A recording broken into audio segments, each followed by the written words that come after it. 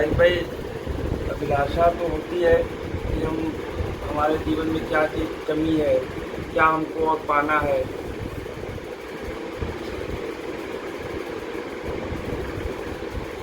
इच्छाएं तो बहुत सारी हैं, जितनी आप इच्छा करो उतना ही है। हमने आप हम उस बार आपसे आके कहे थे, वो आपने काम किया कि नहीं किया है? कितना परसेंट? 100% नहीं करो, कितना किया?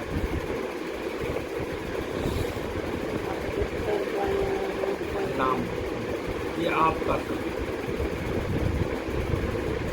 उसमें कहीं न कहीं आपको लाभ मिला होगा, पक्का लाभ मिला होगा, जो आपको आध्यात्मिक बल मिला होगा, उससे आपको पक्का मिलेगा। 100% आप मान लो, उससे लाभ मिलेगा ही।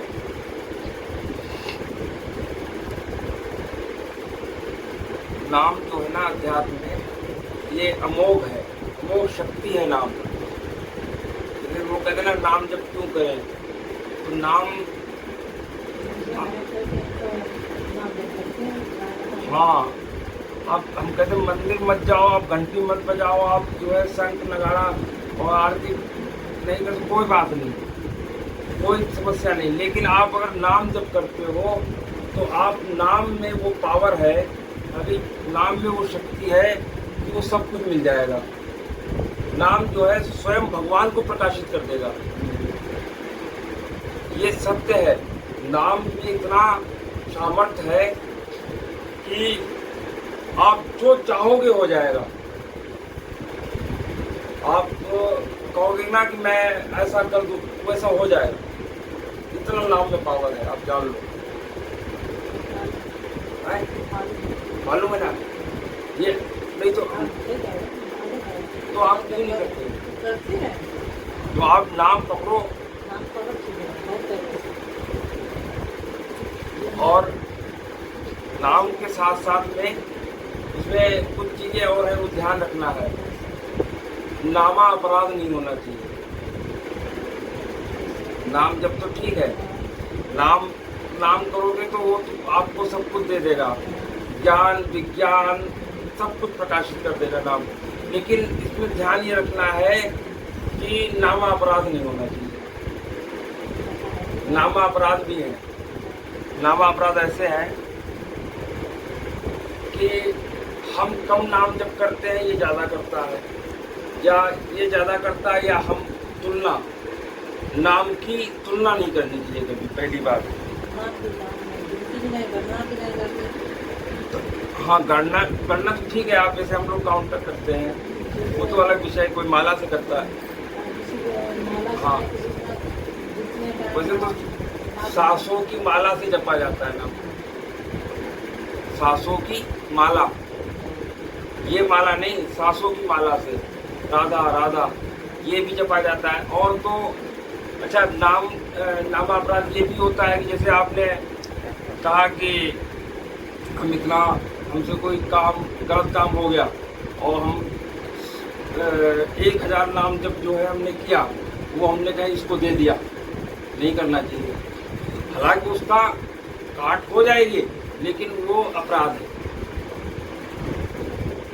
नाम से आप जो है, नाम की आग लेके कोई अपराध अगर आपने किया तो ये घातक है। और पहले जैसे कम से कम 30-40 साल पहले बहुत उस समय एक मेरी बेटी गाय की नुकसान, और उसके गरज बहुत दूर नहीं हुआ, तो उससे पकड़ कर आप ब्रश कर दर्द करते थे, तो आप दर्द हो गए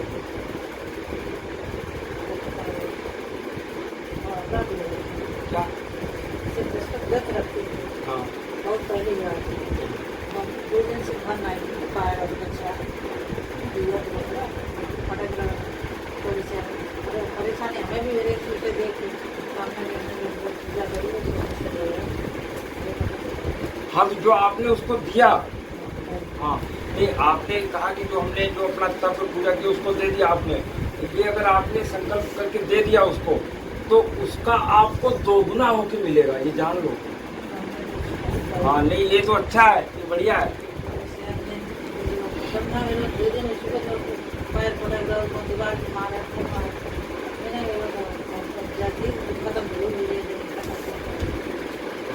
तो आपने जो अभी आपने जो दिया ना उसको, आपने जो संचित, हाँ तो ये बहुत बड़ी चीज है।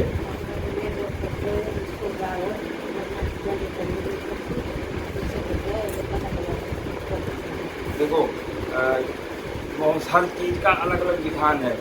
जैसे तीर्थ याटन है, गंगा स्नान है, किसी को दान पुण्य है, सबका फल अलग अलग है। जैसे आप मान लिया तीर्थ याटन करते हैं तो उसका फल अलग है। कोई दान पुण्य करते हैं, जैसे गौ दान करते हैं, उसका फल अलग है। किसी को अन्न दान करते हैं, उसका फल अलग है। कोई पैसा देते हैं, उसका फल अलग है। किसी को कुछ भी दान करते, भूमि दान करती, तो ये जो दान पुण्य है इसका फल अलग है। इसका फल जो है आपको भौतिक उन्नति के लिए मिलता है, लेकिन नाम का फल जो है वो आध्यात्मिक उन्नति के लिए है। नाम का जो फल है, नाम का फल जो है वो आध्यात्मिक उन्नति के लिए होता है। इससे आप जैसे मान लिया एक बड़े राजा, उनके नाम याद नहीं, एक बड़े राजा हुआ करते थे, तो उनका प्रसंग आता है तो उन्होंने बहुत लोगों को दान किया। गौ दान करते थे वो। तो एक ब्राह्मण उनके यहाँ आया तो उन्होंने उनको गाय दान कर दी। वो लेके जा रहे थे, जब लेके जा रहे थे तो रास्ते में एक दूसरा मिला। उसने कहा कि रुको, ये गाय मेरी है। तो उन्होंने कहा कि गाय तुम्हारी कैसे है? ये तो हमको दान में मिली है, राजा ने हमको दान में गाय दी है। बोला नहीं नहीं, ये गाय मेरी ही है। बोला चलो राजा के पास। तो राजा के पास आए तो राजा से कहा कि दानवीर थे वो, बड़े दानी थे। तो उनसे कहा कि ये गाय आपने इनको दी, ये गाय तो मेरी है। उसने कहा, तो उन्होंने कहा कि हाँ ये दान में तो मैंने इनको दी है, और ये आपकी कैसे? बोला नहीं ये मेरी ही थी। बोला अच्छा कोई बात नहीं, आप इस गाय के बदले में 1000 गाय हमसे ले लो और ये इनको ले जाने दो गाय। बोला ना, मुझको यही गाय चाहिए। राजा जी घट गए। अब उससे कहा, जिसको दान किया था राजा ने, उससे कहा कि भाई तुम एक काम करो, ये गाय छोड़ दो, मैं तुमको ऐसी ही जो है 1 लाख गाय दे दूंगा, छोड़ दो ये गाय। बोला राजन, जो एक बार मैंने गाय दान में मुझे मिल गई है वही मुझे लेनी है, उसके अलावा मुझे आप चाहे आप 10 लाख गाय दे दो, मुझे नहीं चाहिए। और जो मुझे दी है अब मैं यही रखूँगा। वो भी अपनी जिद पे अड़ गया। और जो वो कह रहा था कि मेरी गाय है ये, जो उनके राजा के छिपे सालार या जो भी जो थे, उस गाय को लेके आए थे कहीं से, वो उसकी गाय थी। वो कह रहा था मुझको भी यही गाय चाहिए। तो इसमें आप ऐसे समझो, इतना दान पुण्य करने वाला राजा, वो शुरू में आपको बताया बहुत बड़ी कहानी है। और वो राजा जो है गिरगिट बना, आपको आपने पढ़ी होगी, वो गिरगिट बने और उनको जो भगवान कृष्ण ने तारा था, ये कहानी आपने सुनी होगी। तो दान पुण्य का फल भावी है। दोबारा दान नहीं करता, जैसे गाय दान पहले कर चुके थे और गाय बस छुट्टी है, वो नहीं थी, गाय में मिल ही जाएगी। हाँ, तो यही हुआ था। हाँ, तो उन्हें गाय थी तो कैसे दान कर दे, उन्हें पता नहीं कि जब उसकी छुट्टी इसमें आई तो दोबारा उन्हें दान कर दे। तो उन्हें राजा को उसको परिणाम गिरगिट बनना पड़ा उनको। तो आप समझ लो, ये दान पुण्य का कोई महत्व नहीं है। नाम में जो पावर है, नाम में जो ना शक्ति है, वो दान पुण्य में तो कुछ नहीं है। दान पुण्य से आपको थोड़ा बहुत ही मिलेगा, बस कुछ नहीं। लेकिन नाम जो है वो आपको बहुत इतना ताकत दे देगा, इतनी शक्ति दे देगा, सब कुछ प्रकाशित कर देगा। तो नाम को पकड़ना चाहिए। नाम में अच्छा, आकाश का तत्व है शब्द। आकाश का तत्व जो है वो शब्द है। और हम जो शब्द जो बातें करते हैं, ये कभी अमिट है ये बातें, ये मिटती नहीं है। ये धीरे धीरे कहीं न कहीं आकाश में, ब्रह्मांड में इकट्ठी होती हैं। जो राधा नाम या राम नाम या जो भी नाम जब भी जो है बोला गया है, ये सब तैर रहा है आकाश में, ब्रह्मांड में। और जब यहाँ बैठ के हम जब कोई नाम जब करते हैं तो वो श्रृंखला जो है धीरे धीरे जुड़ने लगती है। हम आकाश से जुड़ते हैं। आकाश को भगवान परमात्मा ही कहा गया है, आनंद का सागर है परमात्मा। और आकाश जो है उसको परमात्मा ही कहते हैं, भगवान वही है। आकाश को कहीं आप देखोगे, आकाश को भगवान ही कहा गया। तो हम भगवान से जुड़ जाएंगे, और जब भगवान से जुड़ जाएंगे ब्रह्मांड से, तो मतलब परम पिता परमात्मा से जुड़ गए, तो फिर वो आनंद की अनुभूति हमको अपने आप होने लग जाएगी। ये कोई खाली जो है ऐसे मनगढ़ंत बातें नहीं है, ये सिद्ध की हुई बातें हैं। जीवन चक्र में जैसे 5 हम लोगों का शरीर में 5 कोष होते हैं अभी। एक प्राणमय कोष, एक आनंदमय कोष, एक मनमय कोष, एक अन्नमय कोष, एक विज्ञानमय कोष। ये 5 जो है हमारे अंदर कोष है, और छोटे छोटे मतलब विभाग है। और जैसे समुद्र की छोटी छोटी निकली हुई नदियाँ, और समुद्र एक बहुत बड़ा समुद्र है, तो समुद्र है परमात्मा। और ये जो अंदर हमारे अंदर ही है, जो छोटा छोटा, जैसे विज्ञान में कोष, जो हम जैसे बहुत सारी चीज़ें लोग बना देते हैं, वैज्ञानिक बन जाते हैं, तो ये हमारे अंदर ही है, विज्ञान में कोष। फिर आनंदमय कोष, एक हमको आनंद की अनुभूति होती है, छोटी छोटी छड़ी आनंद की अनुभूति होती है, वो आनंदमय कोष हमारे अंदर है, ठीक है। उसके बाद में अन्नमय कोष, कभी आप देखा होगा बहुत से बड़े संत ऐसे हैं जो रोटी नहीं खाते, अन्न नहीं खाते, फिर भी जीवित है। क्यों? क्योंकि हमारे अंदर अन्न है ऑलरेडी, अन्नमय कोष हमारे अंदर है एक, वहाँ से अन्न उनको मिल जाता है उसको, तो अन्नमय कोष है हमारे अंदर। एक मनमय कोष है हमारे अंदर। तो ये 5 कोष हमारे अंदर ही हैं, और इसका जैसे कि शोरूम है, और गोदाम जो है ना परमात्मा है। और जब हम परमात्मा से जुड़ जाते हैं, समझो सारा काम बन गया। वो समुद्र है, और ये छोटी छोटी नदियाँ हैं। तो हमको लगता है कि नाम जप करने से थोड़ा सा अध्यात्म को जानना चाहिए, और बहुत सरल है, कोई बहुत कठिन थोड़ी ना है। बस इसको जान लोगे तो आनंद, मतलब आपके अपने आप आपको फिर जो है समस्याएं खत्म हो जाएंगी। समस्याएं खत्म हो जाने का मतलब है परेशानियां भाभी आएंगी, दिक्कतें आएंगी। क्यों? क्योंकि कर्मों का खेल है, प्रारब्ध खेल है। प्रारब्ध खेल कैसे है? इसका भी खेल है अभी, कैसे मैं बताता हूँ। जैसे मान लिया कर्म 3 होते हैं। एक होते संचित कर्म, एक होता है प्रारब्ध कर्म, और एक होता है क्रियमाण कर्म।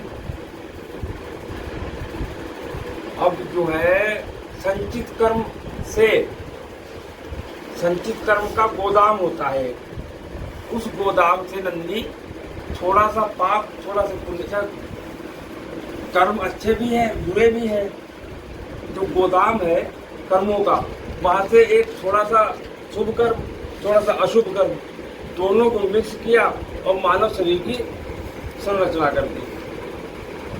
मानव शरीर की संरचना कर दी पाप और पुण्य दोनों से मिलाते, कर्मों से। संचित कर्म जो थे करते, वहाँ से रचना कर दी, तो वो क्या बन गया? प्रारब्ध कर्म। प्रारब्ध कर्म में पक्का हो गया कि 20 वर्ष में एक्सीडेंट होगा, 25 वर्ष में शादी होगी, 18 वर्ष में ये दिक्कत होगी, 45 में ये होगा, सब कुछ लिख दिया गया पहले से, निर्धारित है आपके शरीर में। ये प्रारब्ध कर्म है, इसको प्रारब्ध कर्म कहते हैं। और वो संचित कर्म में जहाँ थोड़ा थोड़ा लिया गया, पाप और पुण्य मिला के आपकी संरचना की गई, और आपका जो ये संरचना हो गई तो ये प्रारब्ध, फिर ये बन गया प्रारब्ध कर्म। तो एक संचित कर्म हो गया, एक प्रारब्ध कर्म हो गया। अच्छा, अब एक और नया कर्म आएगा, क्रियमाण। अच्छा, अब आप जब पैदा हो गए तो फिर आपको संसार में चलना भी है, आपको बाजार भी जाना है, लोगों से मिलना है, समाज में रहना है। तो जो क्रियमाण है, ये नई खेती जिसको कहेंगे हम, जो नए कर्म है, ये अगर हमारे इनसे जो है फर्क पड़ेगा, जो हम क्रियमाण कर रहे हैं, ये अगर हमारी जोरदार की है तो ये जो है बहुतों को हिला देगा। नई खेती भाई, प्रारब्ध तो पक्के हैं, संचित तो हमारे बने हैं, रखे हैं वो, और प्रारब्ध हमारे पक्के हैं, वो तो हमको मिलना है, इनमें कोई बदलाव नहीं हो पा रहा है। और क्रियमाण हम कर सकते हैं, यहाँ हमारा जो है पावर चलता है। हम क्रियमाण कर्म इतना जोरदार की खेती करेंगे इतना खेती करेंगे जोरदार की, कि जो हमारे संचित कर्म है उनको भी भस्म कर देंगे, और जो प्रारब्ध है उनको हम भोग लेंगे क्रियमाण से। ये क्रियमाण कर्म जो है हमारे, उनको इतनी क्रियमाण कर्म मतलब जो भी इसे मतलब, अच्छा कर्म करना कैसे है, इसको शास्त्र सम्मत क्या करना है क्या नहीं करना है, ये शास्त्र सम्मत है। कैसे? बाजार हम गए, हमको ये नहीं खाना है, ये चीज़ खानी है, सबको पता है। आज की डेट में भाभी सबको पता है, कोई भी आप किसी से भी ले लो क्या सही है क्या गलत है, लेकिन हम रोक नहीं पाते अपने आप। कहीं न कहीं हम लोग फंस जाते हैं। तो वो जो हम फंस रहे हैं उसको रोकने के लिए हमको अध्यात्म बल की कमी है। तो जिस दिन हमारा अध्यात्म बल बढ़ जाएगा तो हम उस दिन अपने आप को रोक लेंगे, और अध्यात्म बल ही हमको रोक पाएगा, अन्यथा हमको कोई नहीं रोक सकता। नहीं तो हम गर्त में गिरते जाएंगे। भाई इसे उदित है, ये मान लिया 5-4 घाट में घूम रहे थे ना उदित बाबू।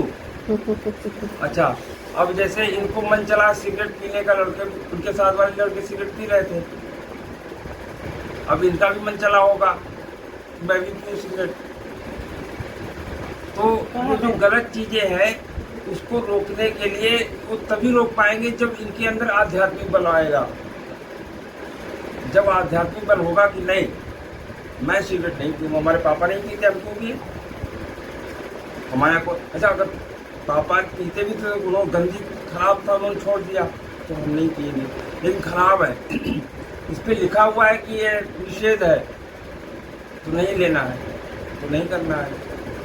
तो हमको सबको पता है क्या अच्छा है क्या खराब है, क्या करना है क्या नहीं करना है। बस यही है कि हमको ये समझ में आ गया है, इसको अपने जीवन पे लागू कर ले हम तो काम बन जाए, क्योंकि हम लागू नहीं कर पाते, बस यही समस्या बाकी और कुछ नहीं है। बाकी तो सब बढ़िया है, और बस मस्त रहो, प्रसन्न रहो जीवन में, और कुछ नहीं है। जोई जोई प्यारो करे सोई मोहे भाए। पहले तो क्या है कि जोई जोई प्यारो करे सोई मोहे भाए, फिर क्या आता है जो मोहे भाए सोई फिर प्यारो करे। जो मुझे पसंद है फिर वही मेरा प्यारा करेगा। पहले तो हम उसके हिसाब से चलेंगे, तो पहले तो परमात्मा के हिसाब से चलो। जैसे पुत्र होता है ना, पिता कहता है बेटा इतने बजे उठना है, ये करना है, ये करना है, ये पढ़ाई करनी है, सब कुछ। जब ऐसे बेटा जब चलता रहता है ना, और जब परिपक्व हो जाता है फिर क्या कहता है पिता, सब कुछ उसको दे देता है। फिर जो है पिता अपने बेटे से पूछता है बेटा यार एक चीज़ बताओ, ये ज़मीन अच्छी लग रही खरीद ले क्या, वो प्लाट अच्छा लग रहा है बेटा ले ले। फिर वो बेटे से पूछता है पिता तुम्हें क्या चाहिए। पहले तो बेटे को शासन में रखा जाता है, फिर उसी बेटे से पूछा जाता है। जैसे हम लोग भाषण में नहीं है, जैसे हम मंगलम है, हम पहले उसको शासन में रखते हैं, शासन में रखा है हमने भी, और बाद में फिर जब बड़ा हो जाएगा, थोड़ा परिपक्व हो जाएगा जब, तो फिर हम उसी से पूछेंगे बेटा तुमको क्या चाहिए, बोलो कौन सी गाड़ी चाहिए, कौन सी कार चाहिए, अच्छा तुमको शादी करनी तो कैसे शादी करोगे तुम। भाई उसकी इच्छा कि जैसा उसको पसंद होगा, अभी तो मेरे हिसाब से अगर चलेगा तो फिर बाद में जो उसको पसंद होगा वही फिर मैं करूँगा। अभी अगर मेरे हिसाब से नहीं चला तो फिर लात पड़ेगी, फिर बाद में बेटा तू जा जो करना कर जाके। यही होता है, बाप यही करता है। भाई अच्छा अगर हमको पिता ने 100 रुपया दिया और 100 रुपये खर्च करने की हमको कला आ गई, तो हमको 1000 मिलेगा, और हमने 1000 जो है 100 रुपया ढंग से नहीं खर्च किया तो हमको अगली बार पैसा नहीं मिलेगा। सीधी सी बात है। कोई भी पिता अपने पुत्र को, ऐसे भगवान है, भगवान हम तो भगवान के अंश ही हैं, भगवान हमारे पिता हैं, तो वो परमात्मा आपको व्यवस्था करते हैं आपके लिए। अगर आपने उसका सही सदुपयोग किया तब तो ठीक है, अगर आपने उसका सदुपयोग सही नहीं किया तो फिर नहीं मिलेगा, इंतजार करो। भगवान हर किसी को मौका देते हैं, एक बार जीवन में हर किसी को आता है मौका कि वो बस मौके में चौका मार ले, और वहाँ अगर चूक हो गई तो बिगड़ हो गई, फिर मौका मिलता है। लेकिन प्रयास करते रहिए। हम तो यही कहेंगे कि परमात्मा जो है बहुत बहुत दयालु है, वो चाह कर भी आपका कभी अहित कर ही नहीं सकता, उनकी सामर्थ्य नहीं है कि आपका अहित कर दे। भगवान इतने दयालु हैं, इतने दयालु हैं, इतने सरल हैं, पूछो मत किसके लिए, और बहुत सुलभ है किसके लिए, जो उनका निरंतर नाम जप करता है और जो उनकी शरण में रहता है। आप एक बार, भगवान कहते ना, एक बार मेरी शरण में आके देखना मैं क्या तुझे कर दूं। एक बार अगर परमात्मा की शरण में चले गए तो वो आपको हीरो बना ही देंगे, वो हीरो बना ही देंगे आपको, ये पक्का है। तो हमको लगता है कि अध्यात्म का ये बहुत सूक्ष्म है और सरल भी बहुत है। जो अच्छा लगे वो करो, लेकिन शास्त्र सम्मत होना चाहिए। शास्त्र सम्मत जो गुरुजनों ने मना किया ये नहीं करना तो नहीं करना, ये कहा ये करो तो करो। देख लो कानूनी विधान भी है हमारे यहाँ की, भारत देश में जो कानून है यहाँ, और जाना सबको है। मस्त रहो, प्रसन्न रहो, और जो भी कर्तव्य कर्म मिले उसको जाहि विधि राखे राम ताहि विधि रहिए, और धन्यवाद निर्विवाद राम राम कहिए, ये सबसे बढ़िया है। अब भगवान अपने आप व्यवस्था कर देंगे। अगर आप ईमानदारी से लगे हो तो भगवान कहीं न कहीं आपकी सहायता के लिए लग जाएगी, ये पक्का है। बंद करो।